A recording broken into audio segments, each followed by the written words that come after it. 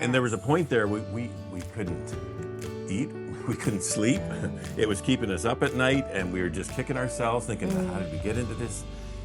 Well, welcome to the kitchen. Here we are once again. Always great to have our kitchen couples with us. We have Mike and Diane, of course. Yes. And Eric and Kara. Excited to be here. Yeah. Rob and Tanya Meikle. Okay, they bring us some really good wisdom. And also, Mike and Diane, you know these people because they're your pastors. Yes, Yeah, pastors absolutely. and good friends. And dear friends. They are dear people. Dear friends, Yeah. yes. Yeah.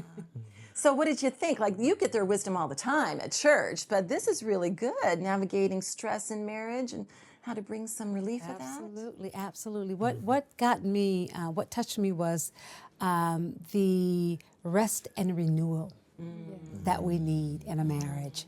Because a lot of times we get so caught up in life, in our kids, and jobs, and everyday things, helping everyone else, and we forget about ourselves. We forget about that one important thing, which is our relationship, right?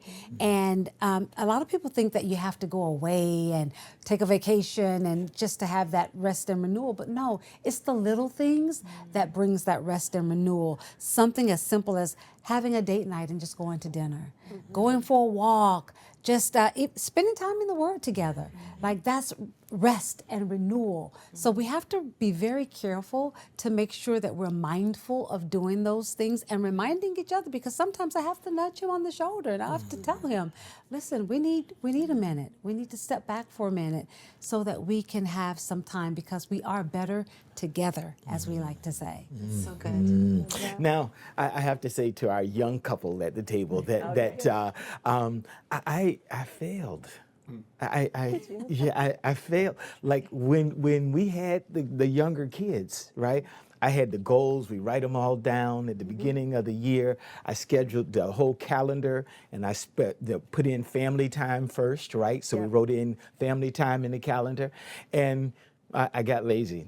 Yes, as they got older, I got lazy, and as I'm listening to this, I'm like, I'm convicted. Now I need to start get my goals right, and because when we get the goals, we write them down, and we do that together and share those thoughts, right? We are on the same page, so we're starting on the same page. So if we get off, right, it's usually not too far to get back on, and so I am convicted. I need to make sure that I'm a little bit more dedicated to making sure that we are aligned as a family. And when Diane taps you on the shoulder, Because I do tap. Yeah. And she says, Mike, remember, come on back. Yes. Then you have to graciously say, you're right. Yeah, let's do it, right? I have no problem in that. She's always right. Yes. Lots of experience. Yes. Okay. And those times go a long way in helping with any stressful situations, because you lock that time together. Absolutely. Guys. Time. You guys. Yeah. Wish we had more. Yeah. I'd say one of the things that stands out from their teaching, I wrote it down so I wouldn't forget it, but it's when I don't share my heaviness, I miss out on the strength that God designed for us to bring out in each other. And so for us to just bring that up to each other and just don't hide it, just say, hey, this is what's happening. Like, as you guys have mentioned, yes, we are the young ones with young kids. We're in the and thick so of it. one of the things that we have to do, and it goes along the lines of the rest and renewal, is we actually take turns doing morning routines with the kids, because the kids wake up really early sometimes. And so one morning, Kara will be sleeping, and I'll get up and do the breakfast and the potty times and make the lunch and get them dressed and ready for the day. And then Kara gets up, and we all bring them to school together. But there's also times we take turns every other morning, so I'll sleep in, and she'll do that. And so it's rest and renewal. It's having that conversation. It's just making space. Yeah, and I think it's important too, because you don't always have time to be able to carve out special moments between us. So I think praying is really important, because for me, I can find it so easy to compound the stress.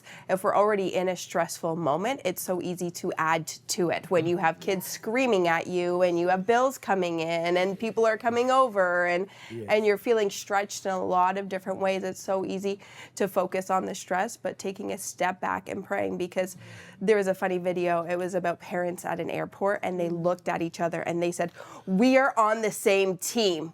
They are the enemy, but we're on the same team." And so I think if you're on the same team and know that your goal in your marriage and in your home and in your family is peace, that's your reason why, and that's going to help you navigate when stressful things come in. I love that. And I love the fact that Tanya brought up, the Bible has a lot to say about how we manage our stress too. In Yes. Philippians, where it says, "Be anxious for nothing, but in everything with prayer and supplication, with thanksgiving, let your requests be made known to God." But then I love this part here. His perfect peace will guard not only your hearts, but what? Your minds. Because I don't know if you're like me, your mind just goes overdrive when you're in a stressful situation. And there was a situation back about 15 years ago where our minds were kind of in overdrive because we had kind of trusted some people that we probably shouldn't have, because it was a financial situation that really went Talk south. about stress. And there was a point there we couldn't eat, we couldn't sleep. It was keeping us up at night, and we were just kicking ourselves, thinking, how did we get into this? And then one night, we just kind of looked at each other. We just can't sleep, of course. We look at each other in bed and think, this is ridiculous. This is ridiculous. You know, Yeah. is God in control? I asked Anne. Right. Is God in control? And she said, yes. And Because then I we've said, surrendered our lives to Him. He is in control. then we will sleep well tonight.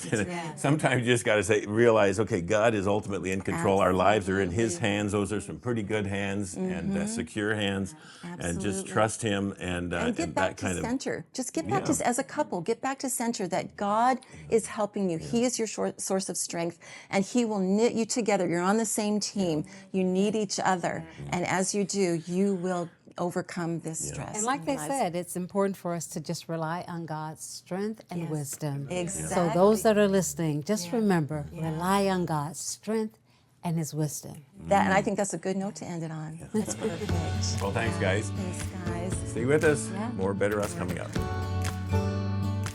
Hey friends, we really hope you're enjoying the marriage conversations here on our A Better Us YouTube channel. We have hundreds of more helpful marriage videos designed to give you hope and tools to make your marriage even better. Right. And you can see just a few options we think you might like here and here. So keep exploring. Oh, and make sure you subscribe by clicking here so you don't miss out on all the great marriage help we have coming your way all the time.